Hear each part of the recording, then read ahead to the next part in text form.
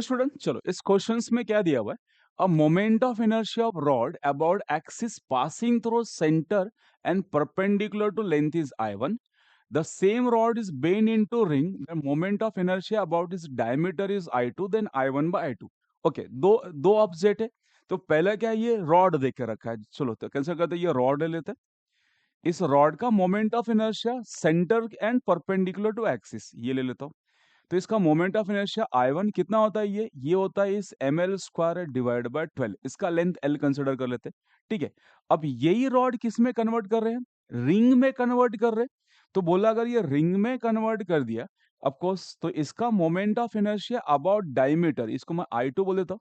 Moment of inertia of ring about diameter, मैंने बहुत सारे क्वेश्चन बताया था, कितना होता है ये इस mr स्क्वायर डिवाइड बाय 2। अब रेशो किसका चाहिए, I1 बाय I2 चाहिए। तो क्या बोल सकते हो यहां से, अगर मैं I1 डिवाइड बाय I2 करता हूं तो ये कितना अपने पास ml स्क्वायर बाय 12, नीचे कितना आएगा आपके पास, it is mr square divide by 2। दोनों सेम ही है तो मास तो सेम रहेगा, तो मास तो कैंसिल हो जाएगा क्योंकि रॉड ही किस में कन्वर्ट किया, रिंग में। तो मास तो सेम, मास कैंसिल। बचा कितना अपने पास, यहां से इसको 2 कैंसिल, ये 6 आ गया। आपके पास आ रहा है एल स्क्वायर और ये ऊपर 6 नीचे आ गया 6r square. It is I1 divide by I2, कितना आ रहा है आपके पास, L square divide by 6r square. अब मुझे आंसर में क्या एल बाय आर नहीं चाहिए, तो सबसे पहले हम क्या करेंगे, एल और आर में रिलेशन निकाल के इसको पुट कर लेते हैं। कैसे निकालोगे, रॉड किस में कन्वर्ट हो रहा है, रिंग में। तो रॉड का लेंथ और रिंग का सरकमफरेंस ये सेम ही आएगा। तो आप बोल सकते हो ये L is equal to 2πr। L की जगह पे मैं 2πr डाल सकता हूँ। सबसे समझ आ रही है, रॉड को किस में कन्वर्ट किया, इस रॉड को हमने किस में कन्वर्ट किया, रिंग में कन्वर्ट किया। तो रिंग का ये जो टोटल लेंथ आएगा, मतलब सरकमफ्रेंस, इसको ही हमने बेंड करके बनाया हुआ है। तो इस रॉड का लेंथ और इसका सरकमफ्रेंस सेम रहेगा।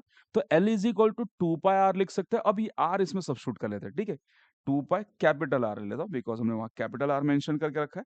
तो कैपिटल आर, इसका रेडियस कितना है अपने पास आर, और इसका पूरा लेंथ कितना लेकर रखा है हमने एल। चलो क्लियर। अब यहां सब्स्टिट्यूट क्या करते हैं, एल की जगह पे 2πr।